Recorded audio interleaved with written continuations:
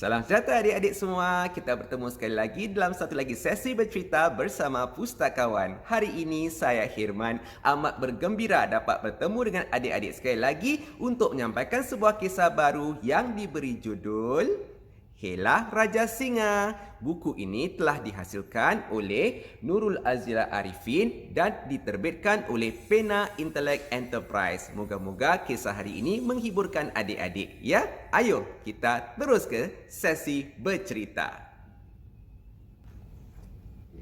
Singa haiwan paling tangkas di rimba. Semua haiwan sangat hormat kepadanya. Singa telah dilantik menjadi ketua haiwan di rimba. Ia digelar Raja Singa. Dan Raja Singa ni adik-adik tinggal di dalam gua di puncak sebuah bukit. Lihat tu, dia memakai sebuah mahkota. Semua haiwan memberi makanan kepada Raja Singa pada setiap hari. Untung jadi Raja Singa ni ya. Namun begitu adik-adik, zaman kekuatan Raja Singa sudah berakhir kerana dia sudah tua. Haiwan-haiwan lain tidak hormat lagi kepada Raja Singa. Raja Singa terpaksalah keluar untuk mencari makanan sendiri. Aku mesti berbuat sesuatu, kata Raja Singa. Kalau haiwan-haiwan lain tidak bawa makanan, aku pasti nanti mati kelaparan. Raja Singa sedar akan nasibnya. Raja Singa terus mendapat akal. Dia segera memanggil kakak tua. Apa agaknya yang akan dilakukan ya? Kau terbanglah ke seluruh rimba. Beritahu semua haiwan yang beta sedang gering. Pelawalah mereka untuk melawat beta, kata Raja Singa. Mendengar titah Raja Singa, kakak tua terus terbang mencari haiwan-haiwan yang lain. Apabila bertemu dengan haiwan-haiwan lain, kakak tua akan menyapa mereka. Raja Singa sedang gering. Baginda mungkin tidak dapat hidup lama, kata kakak tua kepada haiwan-haiwan yang ditemuinya. Bijak ya Raja Singa mencari Hela. Pergilah melawat Raja Singa sebelum baginda mangkat. Mungkin ini kali terakhir kamu dapat berjumpa dengan baginda, kata kakak tua. Nanti aku akan pergi ke sana, kata pelanduk kepada kakak tua.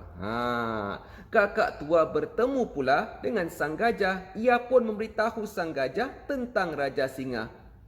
Aku akan pergi ke sana. Aku akan kabarkan hal ini kepada haiwan-haiwan yang lain juga, kata sang gajah yang betul-betul mengambil berat terhadap keadaan raja mereka.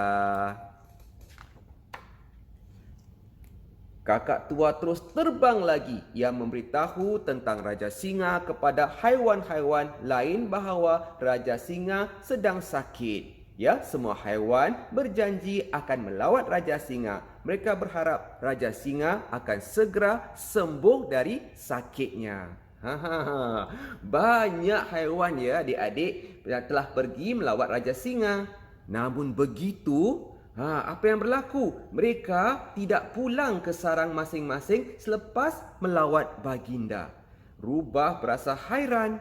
Mengapa teman-teman saya yang lain tidak pulang ya? Dia pun hendak pergi menyiasat apa yang terjadi. Rubah pun sampailah ke pintu gua tempat Raja Singa tinggal. Ia melihat ada bekas-bekas tapak kaki haiwan-haiwan yang lain. Bekas tapak-tapak kaki itu menghala ke dalam gua. Rubah pun mengintip ke dalam gua. Ia berasa terkejut adik-adik. Dia melihat bangkai seekor lembu. Sebahagian badan lembu itu telah dimakan oleh Raja Singa. Darah lembu yang masih mengalir itu berbau hanyir dan dia benar-benar menusuk hidung sang rubah kita. Kasihan ya dengan lembu itu. Rubah tahu sebenarnya apa yang berlaku. Ya, rupa-rupanya Raja Singa telah menipu haiwan-haiwan lain. Ia makan semua haiwan yang datang melawatnya. Raja Singa terhidu bau rubah lalu berkata, "Masuklah ke dalam rubah, marilah melawat saya." "Maafkan Patik tuanku, anak-anak Patik sedang menunggu Patik membawa pulang makanan," kata rubah dengan bijak sekali. Rubah berlari menuruni anak bukit itu. Ia bersyukur kerana terselamat daripada menjadi mangsa Raja Singa yang jahat itu. Adik-adik, agak-agak apa yang akan terjadi ya kepada Raja Singa selepas itu? Adakah Raja Singa akan terus dapat menipu haiwan-haiwan lain, ataupun mungkin dia menyesali sikapnya dan meminta maaf kepada haiwan-haiwan yang lain? Ataupun mungkin haiwan-haiwan lain akan menghukum Raja Singa? Apa pendapat adik? Cuba fikirkan dan ajak ibu bapa serta para guru adik-adik untuk berbincang tentang jawapan ini. Ya adik-adik? Ya adik-adik, begitulah kisah kita pada hari ini, iaitu Hela Raja Singa. Moga-moga adik-adik telah terhibur dengan kisah ini, dan ingat pesan saya, rajin-rajin membaca, rajin-rajinlah ke perpustakaan untuk menikmati pelbagai buku yang tersedia untuk kita semua. Hingga kita bertemu pada sesi akan datang. Selamat tinggal.